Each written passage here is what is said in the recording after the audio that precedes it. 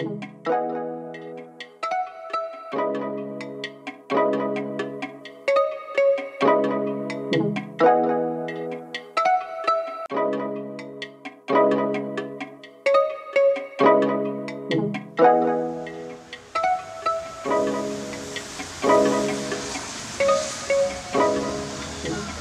art scene as a whole is thriving.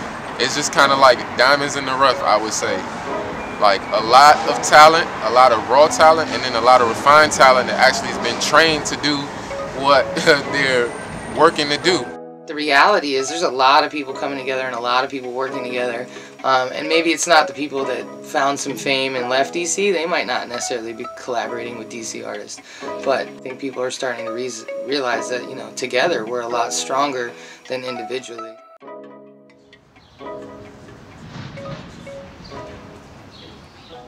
Well, I've been here forever, man. You know, I've been part of this music since I was 12 years old. Mostly in go-go, though. My roots are really deep in go-go, and I mean, I'm a DJ by, you know, trade. That's what I do. Started spinning records and then taking my way up into high school dances and homecoming dances and DJing at the Crystal Skate and DJing at multiple nightclubs and then making records and DJing on the radio. And now I'm the host of the home team show, DJ Flex and the home team on WPGC. And then every day I get you home 3 to 7. And that's where I'm at. And then I'm down with LTD.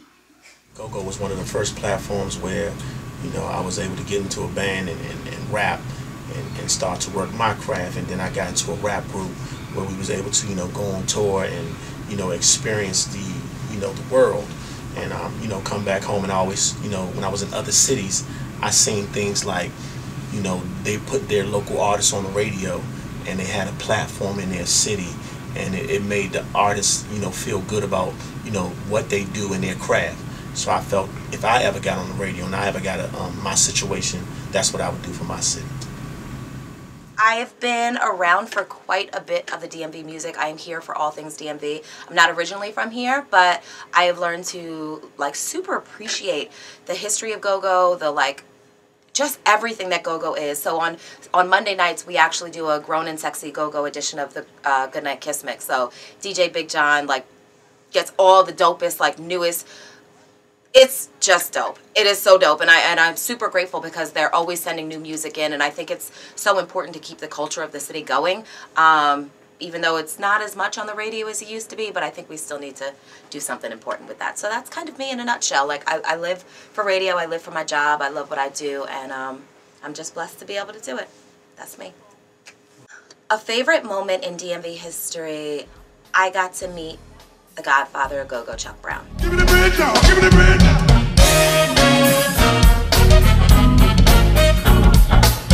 I feel like busting up. Give me the bridge now, give me the bridge now.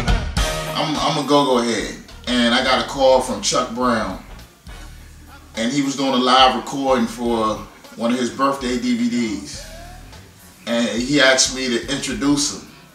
That's pop. You understand? That's a DC legend, icon, everything. Chuck Brown, the person who created the genre of music, called me and said, "Can you introduce me?" Absolutely. And that was a woo. That one brings chills. Rest in peace, Pop. The legacy of this building at 631 T Street is incredibly important to the next 100 years of DC's music history, which I strongly feel will, a lot of it will start in this building.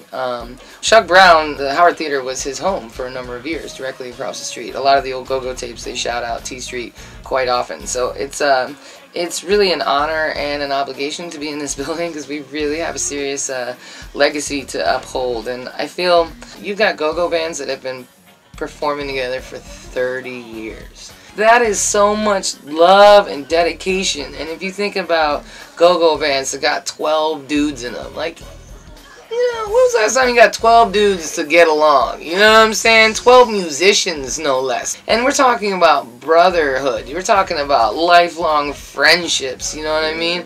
And people putting aside their egos and their problems to, like, play this music and to do it. I mean, you know, we can talk about the negatives of go-go and the culture that it brought and the reasons why, but to me, I feel unity, you know what I mean? And hometown pride is, for me, the glue that is go-go.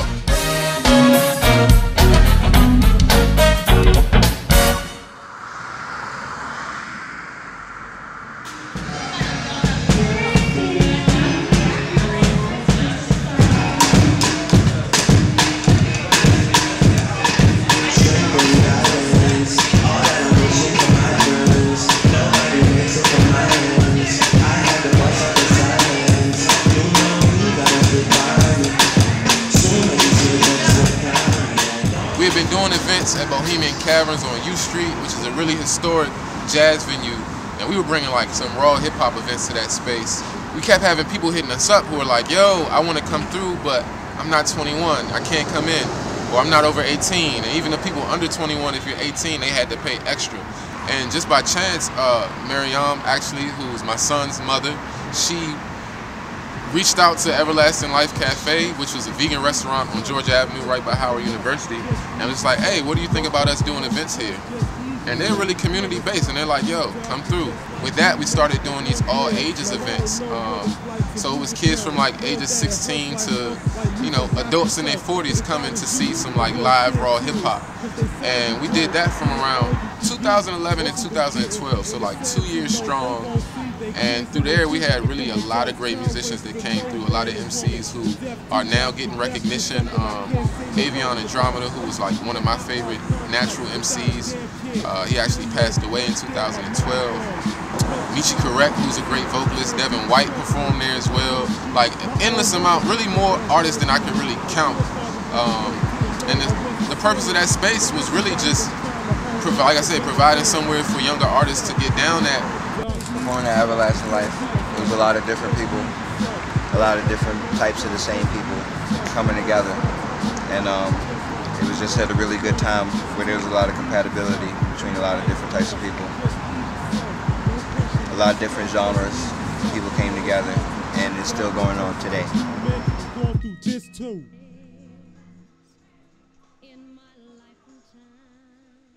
One Love Massive, you know, my history, I, you know, grew up in an entertainment household. I grew up with a lot of musicians and entertainers in my life, and was always surrounded by music. I come from a long line of bootleggers and bartenders, so it was ultimately in my genetic code to be where we are. You know, side project for me, I met Soja at State of the Union in D.C. on 14th and U, a legendary little place that shaped a lot of people in D.C., and I started doing events from there, and it just, you know, graduated over the years to something a little bit more serious, and then really fully into a actual plan to support art and music here in DC, and how to make that sustainable and feasible, and actually support artists instead of just touting a flag of supporting the creative community. When a lot of people are selling to the creative community, we aim to truly support the creative community. I met Molly at Flashwood Footwork Band. Footwork is part of one of the artists on One Love Massive Collective, and they from Arlington. I met her through them, and then we linked up on Facebook, and then when she opened the headquarters right here at this cornerstone, I was like, hold up, she ain't playing, she just like the truth, and that's why I hit her up. I was like, man, I need to talk to you. We rapped, and then we've been. The backbone of One Love Massive has always been collaboration, so we've never shied away from that, and we have always really encouraged everyone around us to collaborate. You know, there's a saying, all worthy boats rise with the tide, and I feel like that's a you know, important lesson that a lot of people don't really understand. That if we can all succeed, then we're all okay. Like, the definition of success does not mean that the other people around you have to fail. You know, plenty of events we didn't make any money, or we might have even lost money, but we gained, you know, relationships and perspectives that we wouldn't have had before, and so there's no way you can put a value onto that, really.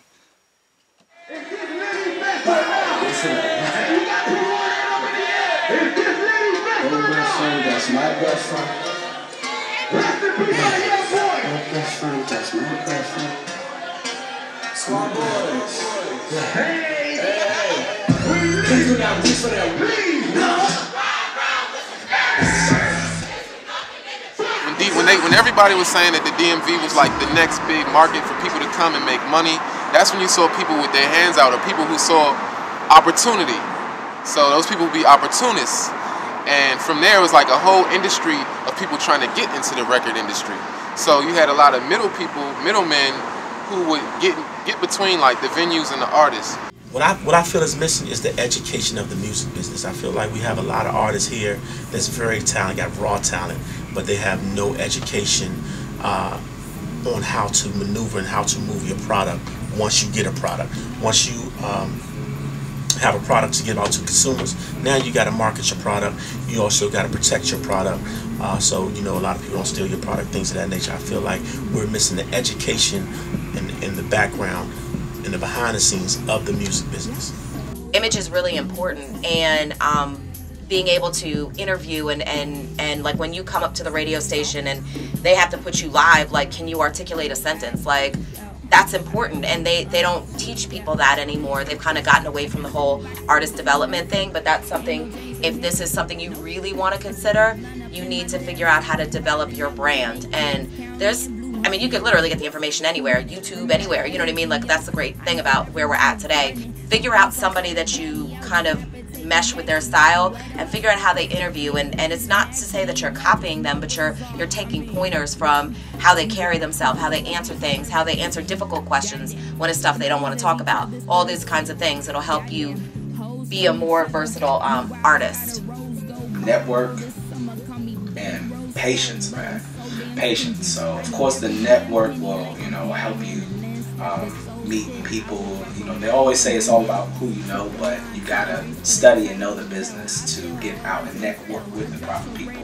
And patience, man, because I know it was a little frustrating for me, but luckily once I finally linked up with JS and DJ Flex, they had a lot of stuff in order, so I was able to just transition smoothly. So, you know, and now my credits are just piling up one on top of the other. So, you know, I just hope that the deals that everyone's taking out, I just pray that it's the right deal. Exactly. Because we know how this industry can be, man. So as long as it's the right deal, and I hope, you know, most times don't treat them right. Yeah, just don't take the first deal that's thrown at you. It got to be the right deal. So the right deal for you. Like, the right deal for you might not be the same for the next person. So just make sure the situation, you know, is right for you, your family, and, you know, the people that you care about.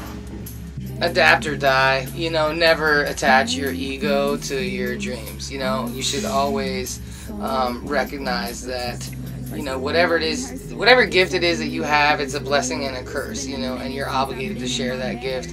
And when you try to define it too much and shape it too much and attach it to yourself too much, then you lose track of that gift, and then you don't do what you're supposed to do. We just got to make sure that we change how the culture has been in the past, where everybody said, I'm going to put DC, or I'm going to put the DMV on the map. It's now we're spreading it around, and we're working together like other markets that really work together to make sure that they rise their artists up. I got to know that that's what I'm doing. I got to be confident in what I'm trying to do. Otherwise, I ain't doing shit. I'm just gonna stay at home. I'm making music for myself and maybe somebody who overhearing this shit. You know what I'm saying? This is DC music history going back to the 70s and further.